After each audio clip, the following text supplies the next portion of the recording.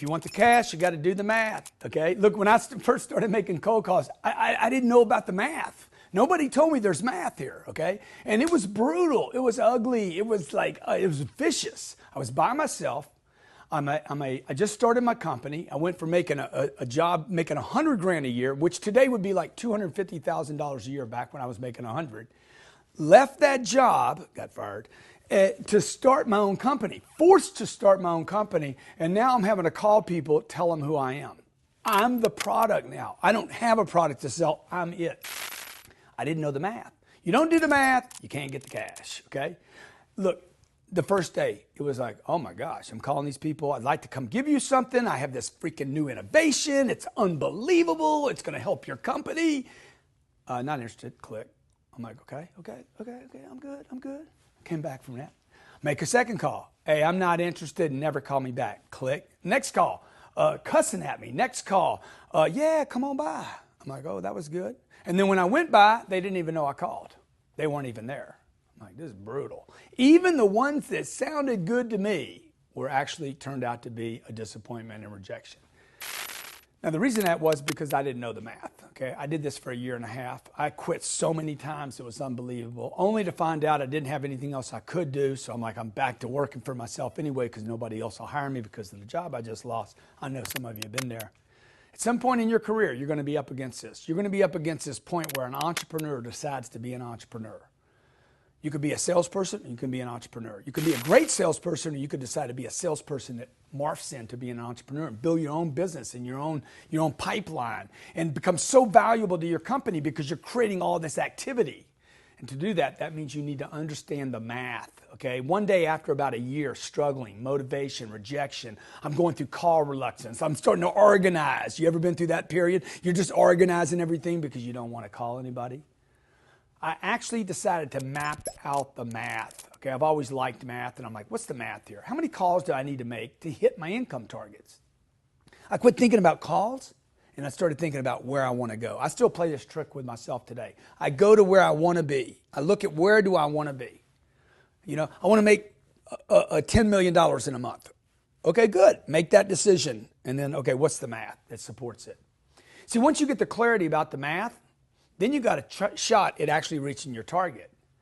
And then everything opened up for me. The number of calls, the resources. Did I need to hire people? Did I need to bring people on? Do I need to spend more money? Now the game was on. The real game was on once I understood there was math involved. So look, let's say you want to make, pick a number. Let's say you want to make $200,000. You want to do that in a week? You want to do it in a month? You want to do it in a year?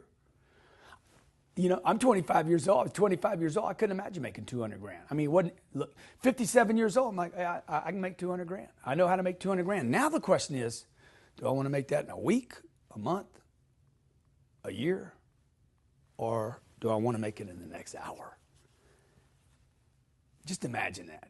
Start thinking with that. Do you know the math to determine what you would need to be doing for the next hour to produce how much money you want to make? I mean, I can feel it in this room. When I said that, I could feel people, the whole room just goes quiet. Like, oh, dude, we just hit the freaking holy grail here. It's math. So this is what you would do. You take that 200 grand, you divide that by the possible commission, average commission, the median amount paid for a sale like you make. So let's say that number is $500. I'm just using this as an example. 200 grand, 500 bucks. That's my average commission. Could be 1,000, could be 2,000, could be 30,000, right? You divide that number into that 200 grand, tells me how many sales I need to make. In this case, 200 grand divided by $500 is 400 transactions. I need 400 real transactions. Or I need to be like, man, 400 transactions, that's impossible. Nobody does 400 transactions. You mean no one person does 400 transactions? So then what I would figure out, how many people do 400 transactions? And maybe that shows me I need to hire some people, or I need to up my game 4 times. See, if you take the average close rate on the number of cold calls you have to make, let's say you call 10 people and or 100 people and you close 4 of them. That's a 4% close rate. Divide that number into those 400 transactions. That's going to tell you how many calls you need to make. I got to make 10,000 phone calls in order to get 400 sales. Oh, wow. That's the math, huh? Maybe I need to hire some group in India or in the Philippines to start making phone calls for me. I don't know. I know this. You need to know how the math works. Okay, first thing about math is this. You need to know where you want to get. Not what other people are doing. Where do you want to be?